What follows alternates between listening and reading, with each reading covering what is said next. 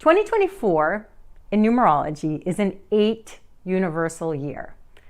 And this is very different than what you experienced last year. 2023 was a 7 year, so that's more introspective and soul searching. 8 takes everything and amplifies it. And it's good that the 7 comes before 8, because with all that soul searching, with all that you know you don't want to carry with you anymore, you're more clear about what you will and will not tolerate. And if you're having a hard time knowing what you're meant to do moving forward, that's okay. We start this year, day 1, Mercury retrograde. And what's interesting is Mercury stationed direct on January 1st. So there's a message in that. It's like the universe is saying all of the lessons from last year, in fact, all of the lessons from your life are carried forward with you. And there's a shadow period after Mercury stations direct. It's the post-shadow period of integration.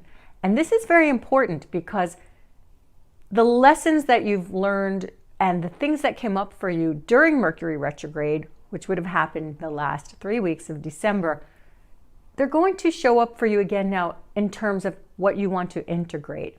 So even though we have this very open sky in January, the first 3 weeks are very much about reflecting. You have a big year ahead of you. This is going to be a year that tests you, actually, because whenever we have the 8 universal year, it tests your strength. In the tarot, it is the strength card. So that doesn't mean you're inherently strong, right? You have to build your strength. And how do you build strength? By having things get torn down and rebuilt again sometimes. That's how you build your muscles, right? Through exercise, through discipline. So there's going to be a lot this year that tests your strength. And I can hear the response already, like, haven't I been through enough?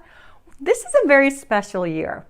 This is like no other we've ever seen on the planet. Next year is going to be even more dynamic and dramatic because we have 5 planets in new signs. I mean, that's unprecedented. This year, we have 2 planets, Neptune and Pluto, in their very final degrees of the sign. In fact, Neptune is in the very, very, very, very, very, very, very final degrees of Pisces, which is the end of the zodiac. So there's this sense of waking up to some delusions. That's what Neptune teaches you. It's about dreams and illusions, but sometimes you feel like you're coming out of a fog. And there may be issues that are coming up for you right now, and definitely throughout the year, where you're like, wait, why did I do that? Why didn't I see that before? It's because they're karmic. You've brought them with you through many lifetimes. And Pluto is changing signs. And Pluto is a generational planet. Pluto changes signs about every 18 to 20 years. And since 2008, Pluto's been in Capricorn. Government, finance, the economy, patriarchy even. We're going through the final degrees of that this year. So Pluto's going back and forth through the final degrees of Capricorn into the beginning degrees of Aquarius. And eventually, in November, right after the United States presidential election, settle into Aquarius for 20 years. We've already seen Pluto's effects with AI and all this technology that's so futuristic. Well, it is going to be exponential, and we're going to see so much future technology. And that change has a lot to teach us, right? But Pluto shows you the shadow of that, the shadow of groups as well, the shadow side of group consciousness and society and technology.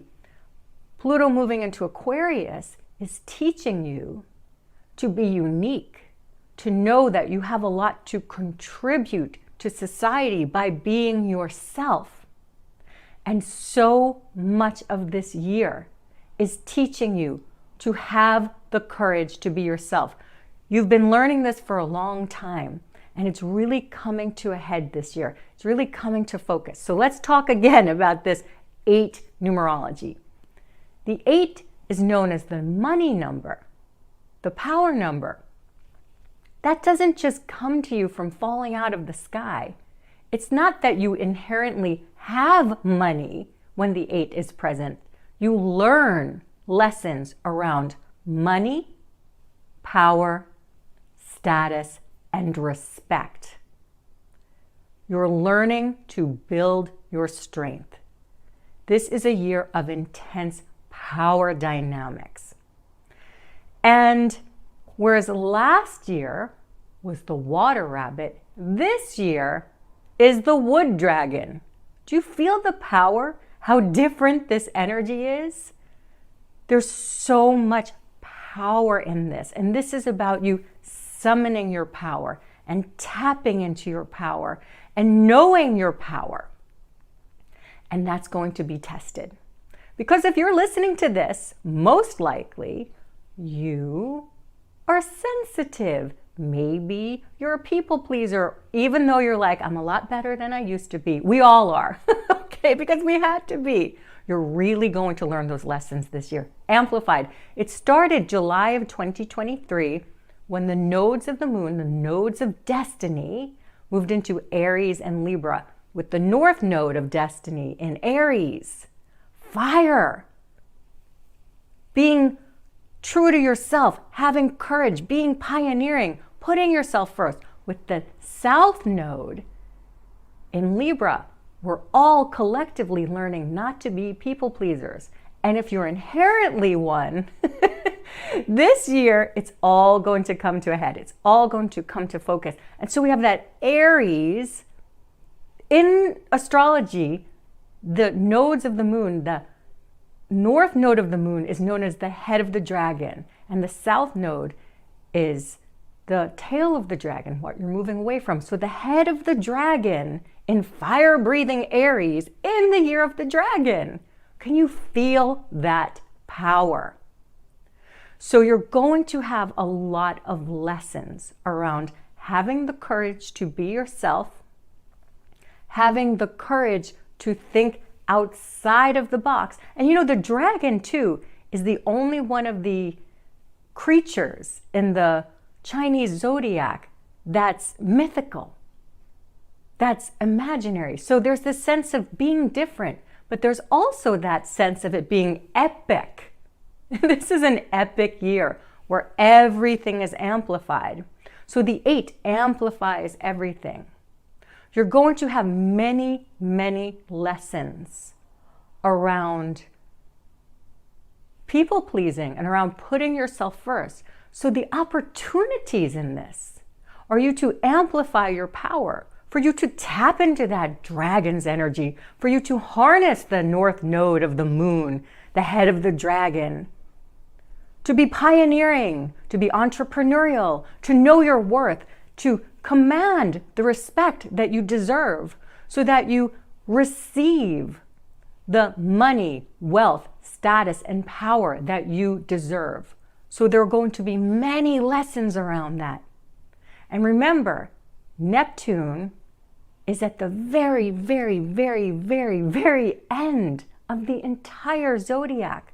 It's going to be going back and forth into these karmic degrees of Pisces, which is inherently a karmic sign in the sense that it embodies everything. So you're meant to really take all of your lessons and culminate them right now. You're waking up to some long-standing issues around power, status, wealth, and respect. So take note of the lessons around that have been coming up. Take note of the power dynamics you have and the energy drains that you have by giving too much to other people, by saying yes when your heart is not in something. And that's another thing that the 8 teaches you. And also this Aries North Node, it teaches you to be comfortable with very uncomfortable emotions, like anger, which shows you where your boundaries have been crossed, where your boundaries have been disrespected, even if you're the one doing it. Maybe especially if you're the one doing it. So take note of where you feel exploited, where you feel disrespected. This is not a year to bury your head in the sand.